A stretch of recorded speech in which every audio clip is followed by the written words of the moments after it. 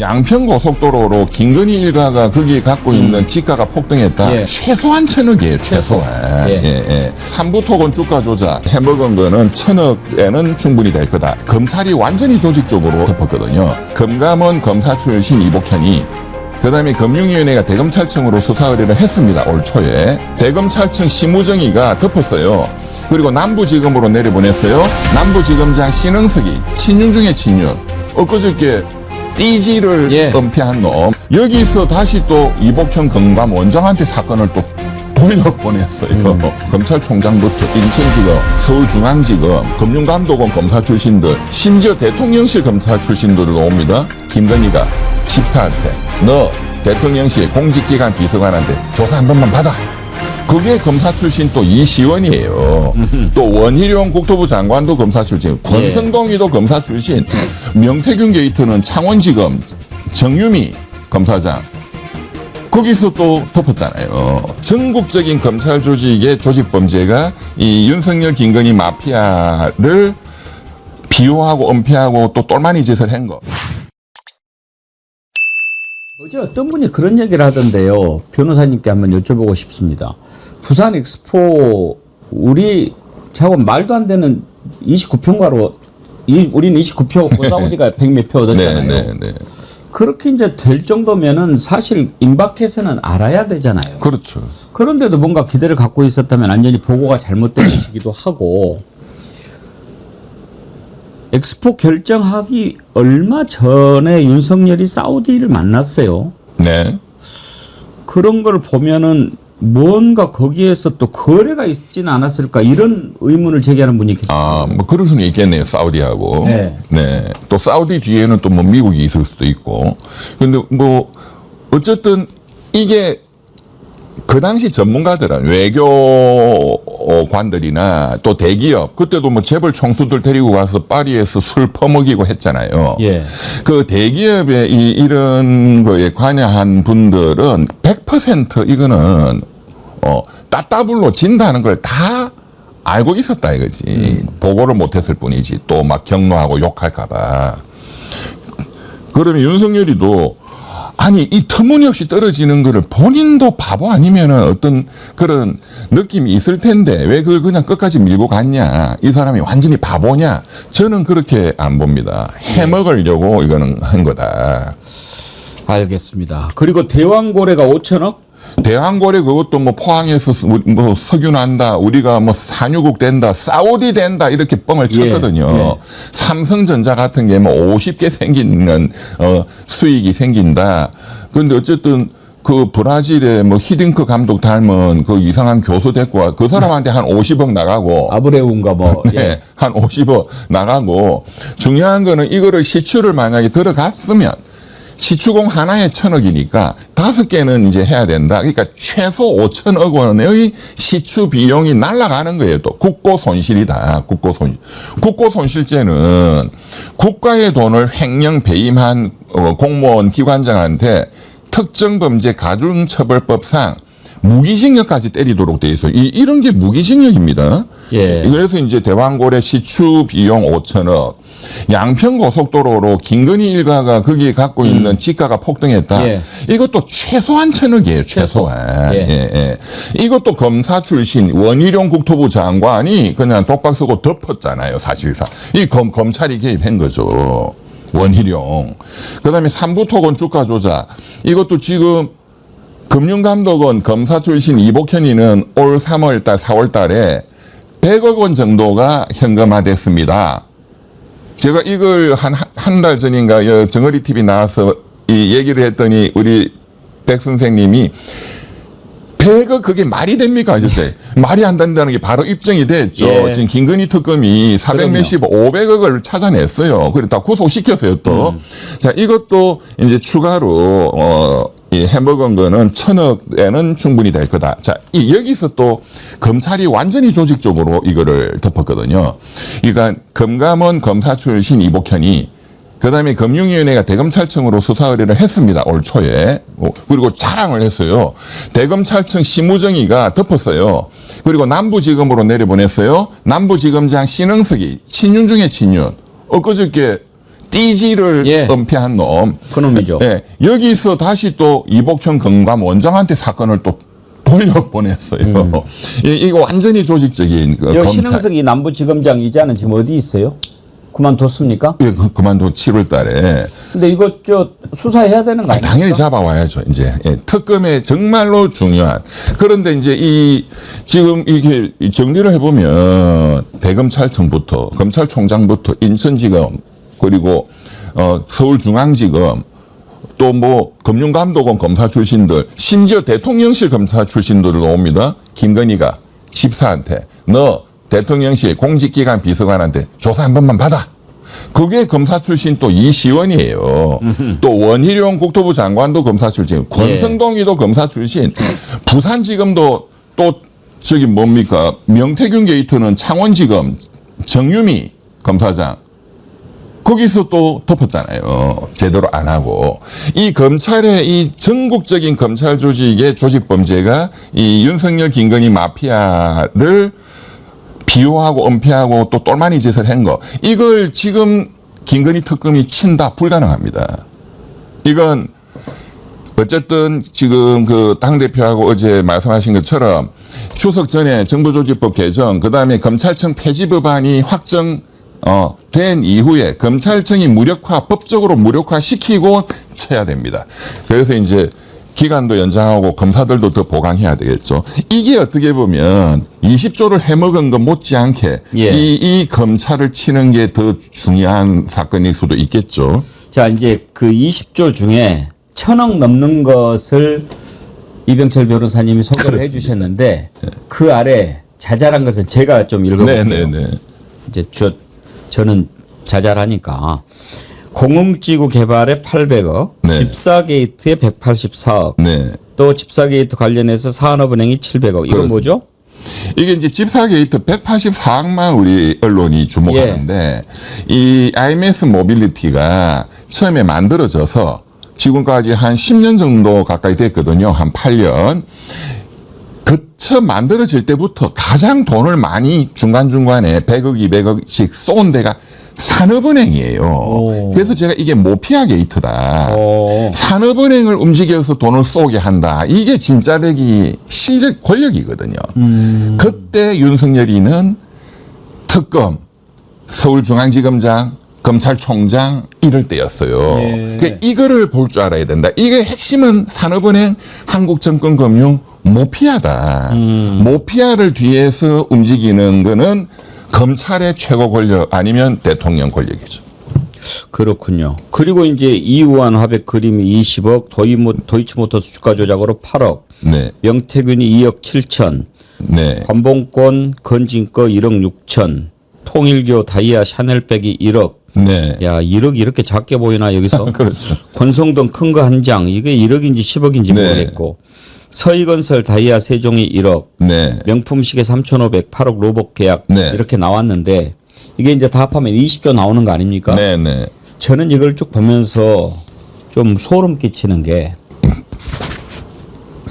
지금 우리 국민들이 물론 이제 피부상으로 몇 조, 몇 천억 이런 건 그 와닿질 않으니까 그럴 수도 있지만 자칫하면 우리가 정말 나무만 보고 숲을 놓치는 거 아닌가. 지금 정말 우리 이병철 변호사님이 정확하게 짚으신 게 우리들이 지금 우와 몇천만 원짜리 시계 받았다네. 6천만 원짜리 목걸이라네. 1억도 안 되는 것에 지금 막 이렇게 놀래가지고 맞습니다. 홀려 있는데 맞습니다. 그런 거 막 이렇게 따지고 막 우리가 분노하고 그러면 정작 김건희, 윤석열은 웃고 있을 것 같아요. 그렇죠. 그래 너네들 그것만 보고 그렇죠. 있어. 너 개돼지야. 예. 그래 뭐 명품 이름 놓으니까 거기 홀렸냐. 그러니까 정말 네. 이병철 변호사님이 제대로 짚으신 거예요. 자 그러면 특검에서 이런 거 밝혀낼 수 있을까요? 그러니까 지금 사실 충분한 시간과 충분한 인력 이 투입되면 거의 털어낼 수 있습니다. 아. 예. 그래서 지금 뭐 민주당에서 이제 이 보강하는 그 법률 개정안도 지금 이제 곧 통과시킨다 하고 그런데 뭐 마약 사건 이런 거는 현재 특검으로는 좀 어렵고 새로운 특검을 또 만들어야 되겠죠. 또 검찰을 치는 것도 저는 현재 특검한테 너무 많은 부담을 지우기는 좀 이분들도 체력 한계도 있고 지금 당장 지금 특검이 수사에만 집중할 수 없는 게 기소한 거는 또 공소 유지를 해야 되거든요. 재판정에 나가야 돼요. 그래서 어쨌든 간에 덩치 큰 새로운 특검은 마약하고 검찰을 치는 거. 전체적으로 지금 이렇게 해먹은 걸 보면 MB한테 보고 많이 배운 것 같지 않습니까? 그렇습니다. 예, 제가 뭐 간헐적으로 말씀을 드려왔지만 그 캄보디아에서 빼먹는 거 뭐 또 해외로 지금 뭐 해서 베트남, 캄보디아 등등 이런 거 다 수법이 MB 때 다 터졌던 사건들입니다. 예. 그리고 관봉권 이런 것도 MB 때 총리실 공직윤리지원관실에서 민간인 사찰 사건 때 터졌고 예, 제가 MB 때 사건들을 뭐 속속들이 다 알기 때문에 예. 이걸 다 보니까 금방 알죠. 그것들을 수사를 했던 게 윤석열이거든요. 근데 그 해보면서 이제 배운 것 같은데 아무래도 많이 해먹는 것은 역시 건설 쪽 아닙니까? 그렇습니다. 그러면은 지금 건설, 서희건설도 얘기가 나오고 현대건설도 얘기가 나오고 그러는데 혹시 그 말고 지금 이런 것들이 막 이렇게 조사가 되면서 또 벌벌 떠는 건설사가 있을까요? 뭐 당연히 있을 수밖에 없는데 건설사 아니고도 재벌그룹이 또 있을 수밖에 없어요. 어떤 걸로요? 그러니까 제가 구체적인 거는 지금 일단 언론에 보도되지 않은 거는 제가 일단 말씀을 안 드리는 걸로 일단 하겠습니다. 왜냐하면 그 그룹에 또 이 신용에 엄청난 문제가 있고 그런데 제가 이제 그 그룹의 여러 뭐 대학 동기들이라든가 그 얘기를 들으면 그런 걱정들을 엄청 하거든요. 또 탈탈 틀리는 수가 생긴다. 예. 왜?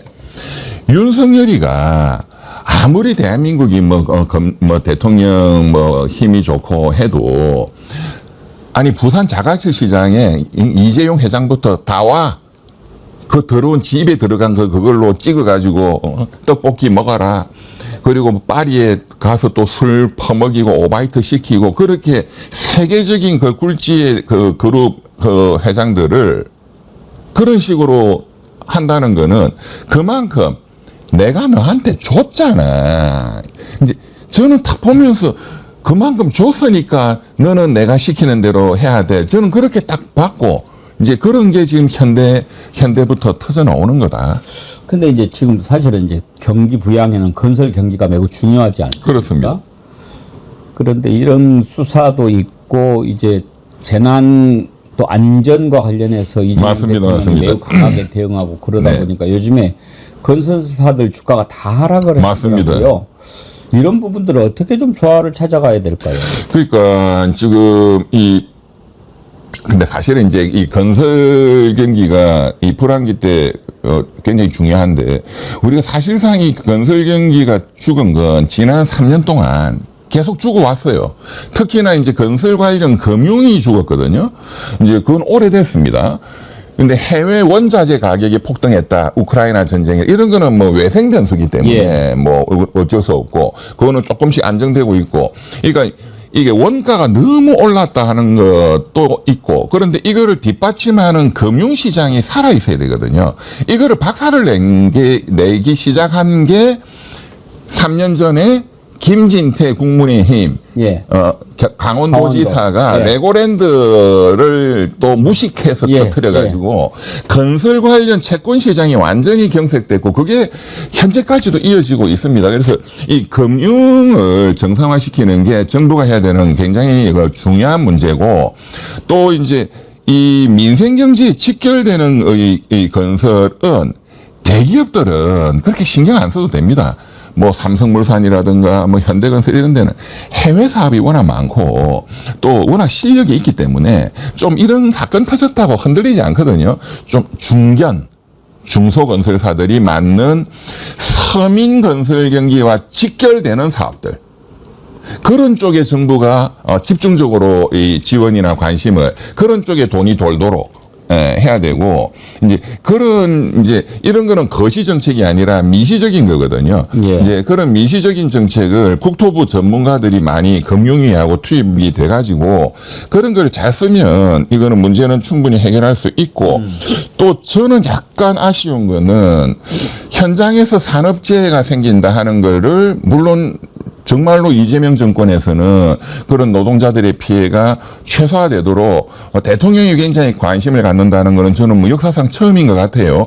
그러나 너무 오랫동안 거의 2주일간 이 대통령이 이 의제에 집중하는 거는 저는 이제는 좀 바꾸셔야 된다. 더 큰 거에 집중하셔야 된다. 이런 생각이 들고요. 그만큼 또 대통령이 관심을 가졌기 때문에 또 이 오랫동안 이 목숨의 문제가 또 원천적으로 해결될 수 있는 그런 좋은 것도 계기가 됐다는 것은 큰 의미가 있는 것 같습니다. 말씀 나온 김에 이병철 변호사님은 어떤 시각을 갖고 계신지 궁금한데 지금 이재명 대통령 지지율이 좀 빠지고 있거든요. 최근에 나온 걸 보면은 MBS라고 전국 지표조사 있죠. 네, 네. 여기도 이재명 대통령 지지율이 57%로 2주 전보다 8%포인트 떨어진 걸로 네. 그렇게 지금 조사가 됐습니다. 다른 데도 다 마찬가지고 리얼미터도 그렇고. 그런데 일반적인 분석은 조국 사면, 윤미향 사면, 그리고 또 주식 양도소득세 네. 조정 뭐 이런 것들 때문이다 이렇게 분석을 하거든요. 네. 변호사님도 그런 식으로 분석하십니까? 단기적인 요인은 뭐 그게 또 저도 주변의 분들 말씀을 들어보면 저는 주로 좀 합리적 중도다라고 하는 분들 얘기를 많이 들어요. 또 뭐 제 지인들이 대부분 그렇고 이게 굉장히 정치 고관여, 즉 이런 분들보다 이 중간에 있는 한 40~50% 이분들이 다들 얘기하는 게 이제 그 똑같은 얘기를 했고 그런데 저는 더 건조해 있는 이런 이슈는 1~2주 지나면 없어져요. 예. 계속 조국 윤미향 때문에 지지율이 이렇게는 안 될 거 아니에요. 주식 양도세도 마찬가지죠. 이 가장 건조해 있는 이 민심의 불안감 그리고 이제 이 내란을 겪으면서 6월 3일 이재명 정권을 어쨌든 국민들이 피눈물을 흘리면서 만들었는데 그건 중도 국민들도 마찬가지거든요. 그런데 경제에 대한 이 기대가 가장 컸단 말이에요. 건재에는. 예. 그리고 민생. 그런데 저는 두 가지로 봅니다. 국내적으로는 쿠폰을 이제 그 재정을 투입한다. 그거 다 동의합니다.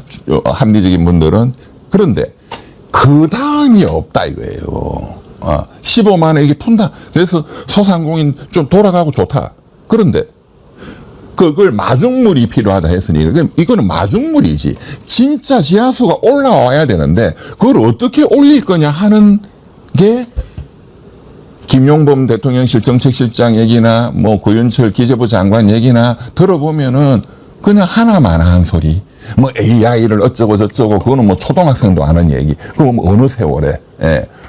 그러니까 마중물 그래서 좋았어. 재정을 투입했어. 30조. 좋아. 그다음에 당장 5년 내에 우리가 이렇게 돈을 벌도록 국가를 경영한다. 이게 전혀 없다. 여기에 실망이 굉장히 큽니다. 이 신뢰가 잘 안 된다. 그리고 이제 디테일하게는 막 당하고 정부하고가 의견이 대립되는 것도 많고 그 주식 양도세 부분도 아직 정리가 잘 안 되는 거 굉장히 어떤 실력 있는 포로라는 느낌이 안 들어요. 이랬다 저랬다. 부동산 규제도 마찬가지입니다. 금융위원회가 대출 규제 유곡을 때렸다. 처음에 대통령실은 우리 그거 몰라. 뭐 마치 달나라 얘기처럼. 그러다가 효과가 있으니까 그건 내 거야. 이 보면 왜 저거밖에 안 되지? 그리고 어제는 드디어 이제 또 김용범 정책실장이 집값이 다시 덜 숙이니까 제가 그랬잖아요. 대출 규제는 한시적인 거에 불과하다. 근본적으로 잡으려면은 노무현 정부 때 했던 보유세를 때려야 된다. 이거는 입증이 돼 있는 거예요. 이론적으로. 그러니까 이제 김용범 정책실장이 세금을 때리겠다는 강력한 경고를 했습니다. 어제. 그런데 당장 이제 기자들 또 이 칼럼 나오는 거 보면 대통령이 공약으로 집값 잡으려고 세금 때리는 거는 절대로 안 한다 했는데 이거 뭐야? 이게 헷갈리는 거예요. 이래 되면 이게 헷갈리는 게 너무 많아요. 특히 경제 분야에. 그리고 이제 대통령실의 이 홍보도 저는 굉장히 깔끔하지가 않다. 그 강유정 대변인인가요? 그분은 문화 전문가시더만요. 그러니까 이런 이제 사회과학적인 굉장히 전문 지식이 있어야 이게 탁탁 이렇게 되는데 막 헤매는 것 같아요. 본인도 그거를 좀 당황해하고 기자들 얘기 들어보면 그런 말을 많이 하거든요. 이런 전문적인 데에 대변인이 너무 좀 부족하다. 그러면 뭐 그 부분은 전문성이 있는 부대변인이 한다든가 뭐 그런 것. 왜냐하면 정부의 이 홍보라는 게 너무너무 중요하잖아요. 근데 여기가 지금 제대로 안 된다는 것도 걱정이고 국제경제, 이 중도층, 대한민국 국민들 진짜 경제 전문가들이거든요. 공부를 많이 하는 사람들이고 트럼프와의 이 관세 협정, 이 과연 정부가 말한 게 이게 맞아? 이제는 언론도 본격적으로 거기에 대한 문제 제기를 많이 하고 있고 저는 처음부터 트럼프 그리고 구두로 했는데 그리고 백악관의 공식적 입장은 3,500억 불 한국 돈으로 450조인데 그건 그냥 현금으로 우리한테 갖다 바쳐. 그리고 그걸 백악관 레빗 대변인은 그걸 어디에 쓸 거냐 물었더니 그거는 미국 정부에 감당할 수 없는 이 부채를 갚는 데 쓰겠다라는 발언까지 했어요. 지난주에. 그리고 그중에 그 돈을 뭐 또 반도체에 투자를 할지 뭘 할지는 대통령이 전적으로 결정하고 거기서 나온 수익의 90%는 미국이 먹는다. 한 10% 정도 한국에 줄게. 그러면 그냥 돈 뺏어가는 겁니다. 3,500억 불이면 우리 외환 보유고가 4,000억 불이니까요. 4,000억 불 중에 달러로 갖고 있는 거는 한 500억 불이고 나머지 3,500억 불이 미 재무선 국채거든요. 이 미 재무선 국채라는 거는 미국이 우리한테 빌린 돈이잖아요. 결국 미국이 감당할 수 없는 빚을 청산하고 이거를 털어내야 된다는 게 그 가장 경제 핵심 전략가인 미란 보고서입니다. 그러면 3,500억 불 우리 국채를 그냥 퉁치자 없애버리자 이러면 우리는 바로 외환위기가 터집니다. 그러면 미국이 다시 또 돈 빌려줄게 이렇게 하겠죠. 그러니까 이런 근본적인 문제에 대해서 국민들의 어떤 불안감 그런데 이 부분에 대해서 어제 다시 또 대통령실 김용범 정책실장님, 저는 너무 그게 불안해요. 그래서 제가 새벽에 바로 올렸는데 어제 정책실장이 뭐라고 말을 했느냐. 다음 주 한미 정상회담에서는 관세 협정, 그거는 지난번에 우리가 끝냈으니 그것은 정상 간에 더 이상 말을 안 하는 게 좋겠다라고 했어요. 아니 그거를 문서화시키고 공식화시킨다 하는 게 제일 중요한 의제 중에 하나잖아요. 그다음에 이제 군사 문제. 근데 이거를 얘기 안 했으면 좋겠다. 한국 정부가 지금 국민들한테 얘기한 거는 미국에 갖다 주는 돈은 그중에 5%에 불과하고 나머지는 뭐 재투자다. 그럼 재투자가 뭐야? 이건 설명이 없어요. 그냥 넘어가는 거예요. 그러니까 미국 기자들이 한국이 이렇게 말한다. 미국이 답해보라 하니까 무슨 소리야. 그냥 현금을 들고 와야 돼. 그럼 막 장기적으로 나눠서 해도 그건 안 돼. 그러니까 근데 사실 국민들은 이제 이거는 너무너무 이상하다. 그리고 내일 모레 정상회담인데 그 말은 하지 말자. 시끄러워지니까 미국도 뭔가 그런 꽁꽁이 속이 있는 거 아닌가. 이런 불안감이 너무 큰 거예요. 이게 너무나 경제를 진짜 한 방에 작사를 낼 수 있는 너무 초대형 이슈이기 때문에 저는 불안한 게 이걸 정부가 국민들한테 소상히 보고하지 않고 만약에 숨긴다? 이거 터지면 이명박 정권 때 광우병 그거 못지않은 저항이 생길 겁니다. 말씀을 듣다 보니까 참 귀담아 들어야 되겠다. 이 정부가 오늘 저는 겁나요. 변호사님 하신 말씀 참 귀담아 드려야 되겠다 그런 생각이 듭니다. 오늘 시대연가 오셨으니까 두 가지만 예언을 좀 부탁을 드려볼게요. 9월 26일 날 본회의에서 검찰청 없애는 정부 조직법 개정안 처리하겠다 네네. 밝혔거든요. 처리될 것 같습니까? 그럼 100%. 100%. 네.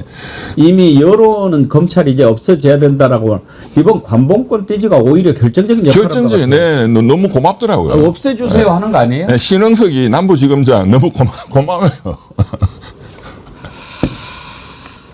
건지는 오늘 구속영장 아예 뭐 심사 안 받겠다라고 하던데 왜 그런 거라고 보십니까? 그 뭐 본인 죄를 너무 잘 아는 거죠. 그래도 무슨 뭐 계산이 있지 않을까요? 아니 이 양반은 아마 지금 특검하고 딜을 하고 있다고 봅니다. 예. 나 어차피 들어간다. 예. 그런데 이 정도로 좀 끝내달라. 뭘 어떻게 끝나요?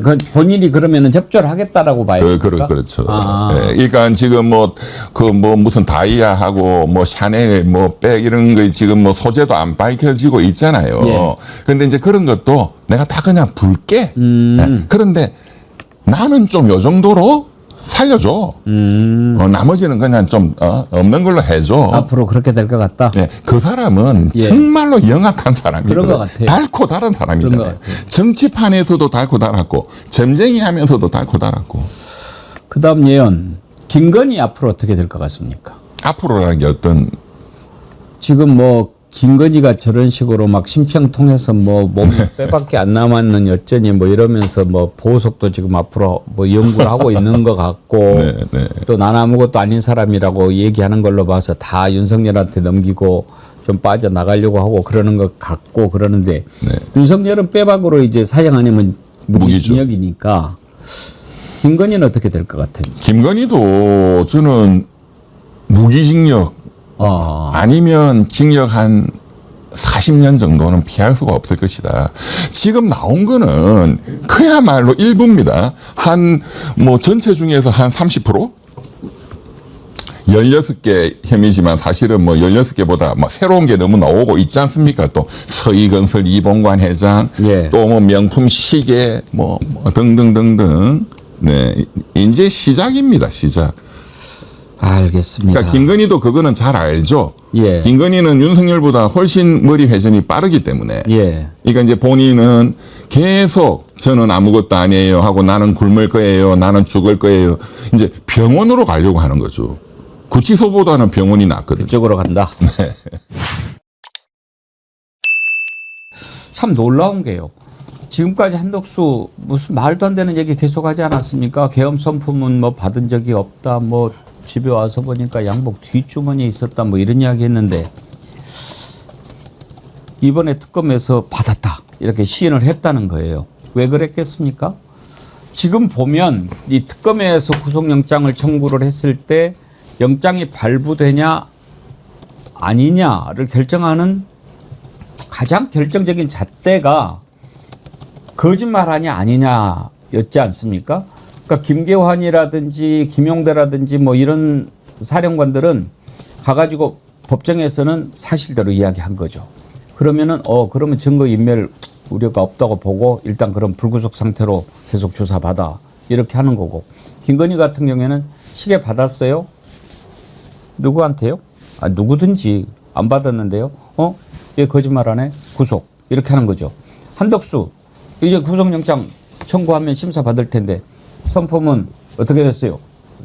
또 그때도 거짓말 하면 이건 완전히 구속 아닙니까? 그런 것을 쭉 봤으니까 그러는 것 같은데 그렇다고 해서 구속을 면할 수 있을까요? 그동안에 한덕수가 했던 얘기 한번 다시 들어보시죠. 총리님, 그 포고문은 있었습니까, 자리에 그러면? 저는 보지 못했습니다. 당연히 그런 것들이 있었으면은 정식 안건으로서 이렇게 제기가 됐어야 될 텐데 전혀 그런 거 없었습니다. 비상계엄 선포문입니다. 보신 적은 있으십니까? 네, 이거를 비상계엄이 선포되는 당시에는 제가 전혀 인지를 하지 못했고요. 비상계엄 그 국무회의, 해제 국무회의를 마치고 사무실로 출근을 해서 예. 제 그 양복 뒷주머니에 있는 것을 알았습니다. 지금 와서 사실은 윤석열이 계엄 선포문 줬다 이렇게 시인하면 김영남 의원님 일단 영장 청구하겠죠? 하죠. 네. 네. 뭐 안 하기는 어려운 사안이죠. 그러면 발부될까요? 발부 가능성이 매우 높죠. 그러니까 한덕수 전 총리가 지금 와서는 뭐 일부 사실대로 이야기하는 것 같아요. 근데 구속영장이 발부되는 기준은 크게 보면 세 가지 기준을 들 수 있거든요. 첫 번째는 사안의 중대성이 있어야 됩니다. 뭐 경미한 거 갖고 구속시킬 수는 없으니까요. 근데 사안의 중대성이라는 측면에서는 뭐 두말할 여지가 없는 거죠. 이 내란과 관련된 혐의인데요. 그리고 사안은 중대한 건 인정되고, 또 하나가 증거인멸의 염려인데, 사실은 12월 3일 날 비상계엄 선포 당시에 국무회의 회의록이 없었음에도 불구하고 2, 3일 후에 만들어냈잖아요. 그리고 나서 허위 공문서를 만들어내고 그걸 또 나중에 없애요. 야, 그거 찝찝하다. 없는 게 낫겠다. 그러니까 허위 증거를 만들어냈다가 또 그거마저 없애버렸단 말이에요. 그러니까 그런 게 대표적으로 증거인멸이 실행된 거거든요. 그건 염려 수준이 아니고 증거인멸이 실행된 적이 있는 거죠. 그러니까 이제 와서 일부 사실을 이야기한다고 해서 구속사유가 없어진다고 보기는 어렵기 때문에 뭐 도주의 우려, 어디 도망이나 밀항을 하지는 않을 것 같다라는 건 차치하더라도 사안이 중대하고 증거인멸의 현실화가 됐으면 뭐 구속영장 발부 가능성은 매우 높다고 저는 봅니다. 한덕수는 생긴 게 특이해서 도망도 못 갈 거예요. 뭐 엄지손가락, 면봉 이런 얘기들이 나오는데 그건 뭐 어디 도망가겠어요. 근데 김유정 의원님 이제 와서 이렇게 이야기하는 게 참 정말 추접스럽다 이런 느낌이 들긴 하는데 이런다고 피할 수 있겠냐 이거예요. 지금 뭐 일단은 절대 피할 수 없다고 생각하고요. 답변 자체가 너무 가증스럽지 않습니까? 가증스러워요. 그런데다가 지금 국무위원 중에 김용현, 이상민 두 사람이 구속 상태인데 국정에 어쨌거나 공식적으로는 2인자였지 않습니까? 그러면은 지금 윤석열이 1차 체포영장 집행할 때 구치소에서 벌였던 그 속옷 난동 그거를 한덕수 전 총리가 그 속옷 난동을 벌여서라도 이거를 저지하려는 강력한 의지를 보여줬어야 마땅하다고 생각하는데 본인은 처음에는 결사 반대했다라고 얘기해놓고 지금의 입장 완전 달라졌잖아요. 계엄 사전에 미리 알지 못했다라고. 그러니까 저는 이상민 전 장관이 그 두 가지 사유였잖아요. 단전 단수 전화 안 했다라고 했는데 이미 소방의 하부 기관까지 다 전달이 됐다라는 거. 그러니까 이것도 실행이 된 거죠. 그리고 그 문건 관련해서 멀리서 힐끗 보니까 단전단수 적혀 있고 했다라는 그 거짓말. 그 두 가지 때문이었는데 나중에 CCTV를 통해서는 문건 들고 있는 것도 다 보여줬고요. 그런데 이제 한덕수의 경우에는 그보다 더 중하지 않습니까? 그러니까 사전에는 오히려 계엄의 어떤 정당성, 절차적 정당성을 확보해주기 위한 노력을 했다라고밖에 볼 수가 없죠. 국무위원들 불러가지고 보자. 그런데 국무위원들도 선별적으로 불렀단 말이에요. 그거 하나가 있고 그 다음번에는 계엄 사후에는 추경호 원내대표하고 계엄 그 해제 의결을 방해하려는 7분간의 통화가 있었고 그것도 명확하게 얘기하지 않고 있잖아요. 그것도 있고 말씀하신 대로 사후에 문건 만들었다 폐기한 것도 매우 심각한 거죠. 그러니까 지금 구속 상태에 있는 이상민보다 훨씬 저는 중죄라고 생각하기 때문에 이제 와서 윤석열한테 받았어요. 사실은 이렇게 한마디 했다고 해서 증거인멸할 의지가 없구나라고 누가 판단하겠습니까? 당연히 구속이죠. 이거 받은 거 거짓말한 걸 떠나서 한덕수가 계엄 선포 직후에 추경호하고 통화한 사실도 밝혀졌지 않습니까? 그렇습니다. 추경호와도 통화를 했기 때문에 이제 추경호는 이제 어제 보도대로 피의자로 적시가 된 상황이고 지금 한덕수가 사실은 이상민이 한덕수와도 통화를 했고 또 한덕수는 또 추경호와도 통화를 했기 때문에 사실 지금 내란 특검 관련자들 중에 줄줄이 이제 소세지로 구속될 가능성이 있는 인물들이 차고 넘치는 것이죠. 사실은 이 한덕수의 구속영장 청구는 앞서 말씀 주신 대로 대부분 이미 기정사실화되어 있다고 봐야 될 것 같고 발부도 뭐 저는 뭐 거의 뭐 99.9% 가능하다고 보고요. 다만 그 이후에 이제 내란 특검의 피의자로 적시된 추경호의 경우에는 조금 뭐 케이스가 뭐 이제 일부 다를 수는 있겠습니다만은 비상계엄 해제를 가결하는 단계에서 방해하는데 실제 주도적으로 정권과 공모를 했느냐, 여당의 당시 원내대표가 당시에 이 수뇌부들과 공모를 했느냐에 대한 여부를 밝혀내야 될 것이고요. 그리고 더불어서 사실은 우리가 빼놓은 인물은 현재 서울경찰청장 직무대리를 하고 있는 박현수의 경우에도 이상민은 이 가결 해제가 비상계엄 해제가 가결되고 나서 한덕수와도 통화를 하지만 박현수와도 통화를 하기 때문에 실제 이렇게 얼기설기 얽혀져 있는 여러 인물 관계도를 봤을 때 지금 아직 우리가 놓치고 있는 뭐 최상목의 경우도 있고요. 박성재 법무부 장관의 경우도 있고요. 김주현 민정수석의 경우도 있고 이런 사람에 대한 순차적인 수사가 내란 특검에 예고가 돼 있기 때문에 이 관련 인물들에 대한 수사와 구속 뭐 우리가 다음 주나 다다음 주까지 계속 이어질 예정이라고 봐야 되겠습니다. 사실 한덕수는 자백도 아닙니다. 이거 CCTV 하면 딱 등장하니까 뭐 빼박으로 거짓말하면 바로 들어가게 돼 있으니까 이러는 거 아니겠어요? 근데 김종호 원장님 저는 궁금한 게 한덕수 같은 경우에 총리를 2번이나 하지 않았습니까? 그러면은 윤석열이 이렇게 미친 짓을 하면 이거는 어느 정도 총리 한 번만 해 처음 해도 이거는 곧 죽는 길이다라고 올 텐데 이렇게 적극 가담하고 함께하고 그랬을 때는 그 마음속에 무슨 생각이 있었을지 저는 그게 좀 궁금해요. 저는 이미 그 두 사람은 어떤 형태든지 공범 관계를 과거부터 유지해왔을 가능성이 높다라고 생각이 들어요. 아니 아무것도 모르고 있다가 갑자기 그 순간에 그런 일이 발생을 했으면 말씀하신 것처럼 상식적인 공직자라면 이거 안 됩니다. 그러니까 총리라고 하는 사람은 내란 과정에서 어떤 형태로든지 본인이 내란이 진행이 되면 자기는 걸릴 수밖에 없는 거고 걸리지 않으려면 나 이거 못해요 라고 사표 쓰고 나오는 방법밖에 없는데 그렇게 했다라고 하는 건 오랫동안 이것만 아니라 공범관계를 유지해 왔고 어떤 형태로든지 윤석열이 이 짓을 계속 할 거다. 그럼 자신은 거기에 그냥 편승해서 그렇게 가면 될 거라는 생각이 든다. 이게 저는 본인 생각이었을 것 같고 또 이 과정에서 저는 이 내란 과정에서 가장 중요한 인물들은 오히려 윤석열과 한덕수라기보다는 그 부인들이잖아요. 일제적으로. 전 그렇다면 좀 계속 의문이 되는 게 김건희는 이걸 몰랐을까? 말이 되나? 그럼 한덕수 부인도 이걸 몰랐을까? 그게 말이 되나? 이런 고민들이 분명히 있기 때문에 그런 공범관계의 규정 속에서 한덕수 여기에 주요 임무 종사자로서 그러니까 왜 주요 임무 종사자냐면 유인촌이라는 인물이 쭉 튀어나온 거예요. 예. 아니 한예종을 왜 문을 폐쇄를 해? 지금 학교를 폐쇄해.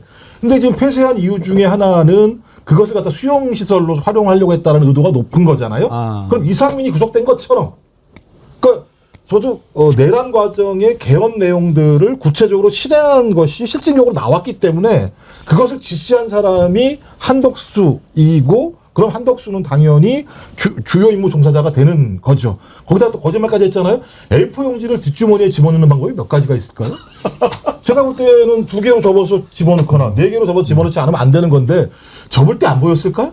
그러니까 이런 식의 거짓말을 했다라고 하는 건 이미 본인이 이것이 내란이라는 사실을 인지했고 그 이후에도 이 내란에서 어떤 형태든지 살아남기 위한 방법으로 내란 세력과 같이 이 일을 무마하는 과정에 개입했기 때문에 빼박이고 지금 와서는 구속을 면피하려고 하는 것 같긴 합니다만 구속을 왜 면피하려고 할까요? 이 죄는 되게 중대한 죄인데 저 이것도 증거인멸할 시간 벌려고 하는 거 아닌가? 이런 생각도 들기도 해서 제가 볼 때는 이미 기정사실화 됐다. 한덕수의 미래는. 한덕수 말을 들어보면 개헌 문건 본인이 접어서 넣은 것도 아니고 누가 찔러놨다는 얘기 아니에요. 집에 와서 보니까 뒷주머니에 있더라고요. 이상민인가요?